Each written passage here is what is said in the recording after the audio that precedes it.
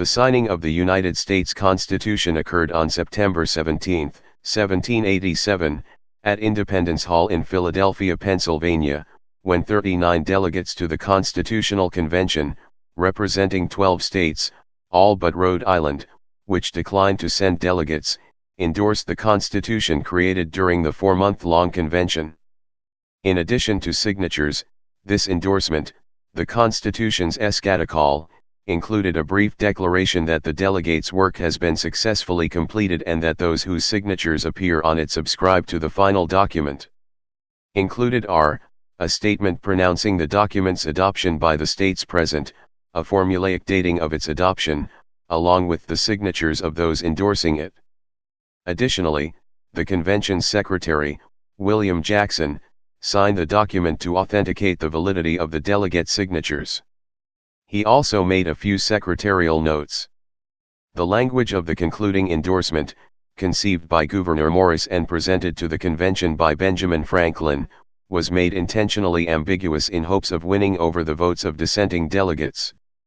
Advocates for the new frame of government, realizing the impending difficulty of obtaining the consent of the states needed for it to become operational, were anxious to obtain the unanimous support of the delegations from each state.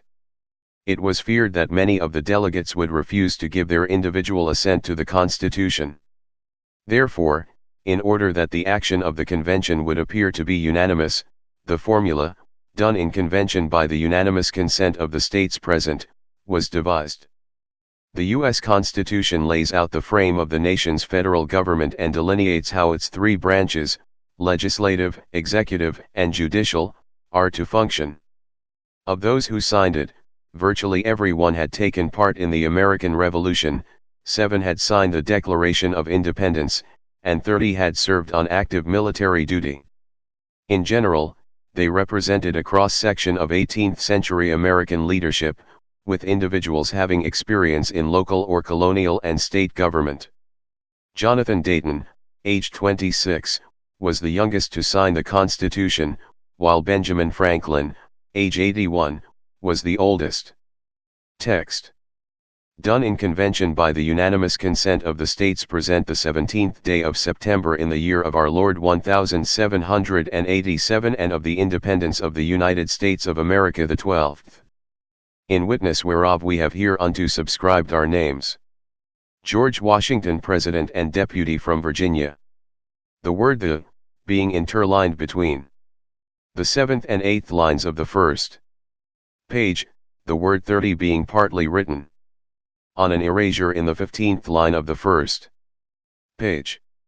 The words "is tried" being interlined between the 32nd and 33rd lines of the first page, and the word "the" being interlined between the 43rd and 44th lines of the second page.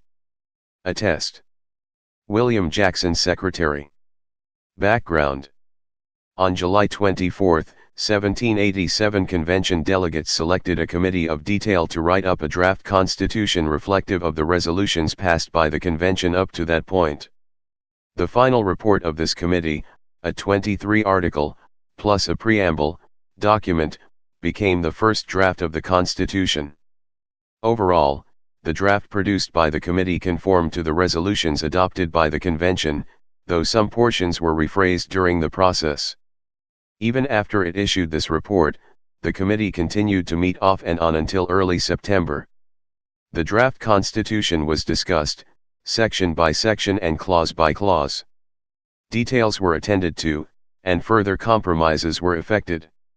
On September 8, 1787, a committee of style, with different members, was impaneled to distill a final draft constitution from the 23 approved articles. The final draft, presented to the convention on September 12, contained 7 articles, a preamble, and a closing statement, cleverly written by Gouverneur Morris so as to make the Constitution seem unanimous. The committee also presented a proposed letter to accompany the Constitution when delivered to the Congress of the Confederation.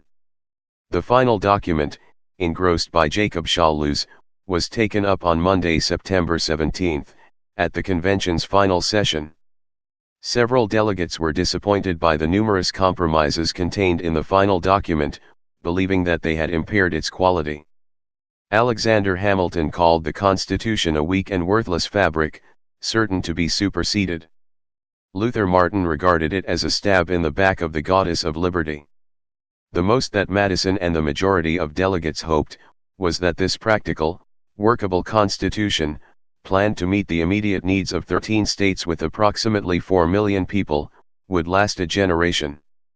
In all, 12 of the 13 states sent delegates to the Constitutional Convention, a total of 74 were named, 55 attended, and 39 signed.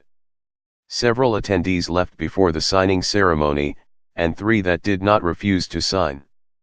Benjamin Franklin summed up the sentiments of those who did sign, stating, "There are several parts of this Constitution which I do not at present approve, but I am not sure I shall never approve them."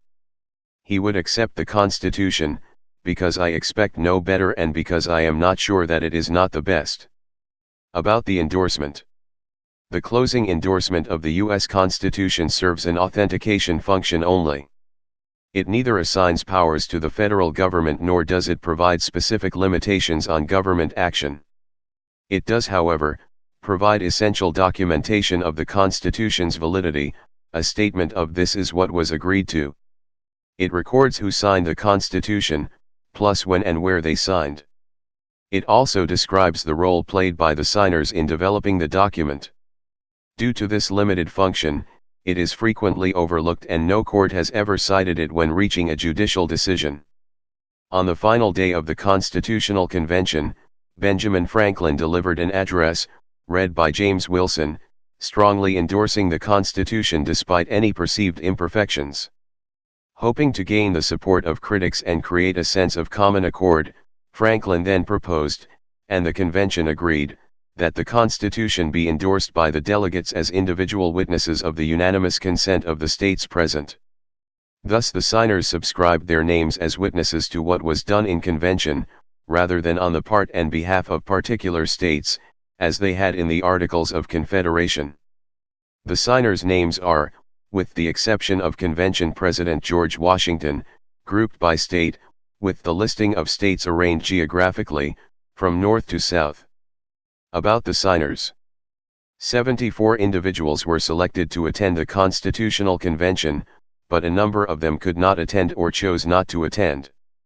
In all, 55 delegates participated in the convention, though 13 of them dropped out, either for personal reasons in protest over decisions made during the deliberations. 3 individuals remained engaged in the work of the convention until its completion, but then refused to sign the final draft.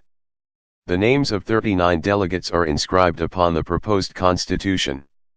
Among them is John Dickinson, who, indisposed by illness, authorized George Read to sign his name by proxy. Additionally, the convention's secretary, William Jackson, while not himself a delegate, signed the document to authenticate the results of the convention's sessions and the signatures. George Washington, as president of the convention, signed first, followed by the other delegates, grouped by states in progression from north to south. Washington, however, signed near the right margin of the page, and when the delegates ran out of space they began a second column of signatures to the left. Jonathan Dayton, aged 26, was the youngest to sign the Constitution, while Benjamin Franklin, aged 81, was the oldest. Franklin was also the first signer to die, in April 1790, while James Madison was the last, dying in June 1836. Virtually every signer had taken part in the Revolution, at least 29 had served in the Continental Forces, most of them in positions of command. All but 7 were native to the 13 colonies. Pierce Butler, Thomas Fitzsimmons, James McHenry, and William Paterson were born in Ireland, Robert Morris in England, James Wilson in Scotland, and Alexander Hamilton in the West Indies. Accompanying documents. When the Constitutional Convention adjourned on September 17, 1787, William Jackson was ordered to carry the Constitution to Congress in New York City. He also carried 2 letters with him. One was a resolution, adopted by the delegates, that the recommendation of the Constitutional Convention be received by Congress and distributed to the states, for their approval or disapproval. The other was written by George Washington, on behalf of the delegates, to the President of the Continental Congress, Arthur St. Clair, regarding the proposed Constitution. Please subscribe and thanks for watching.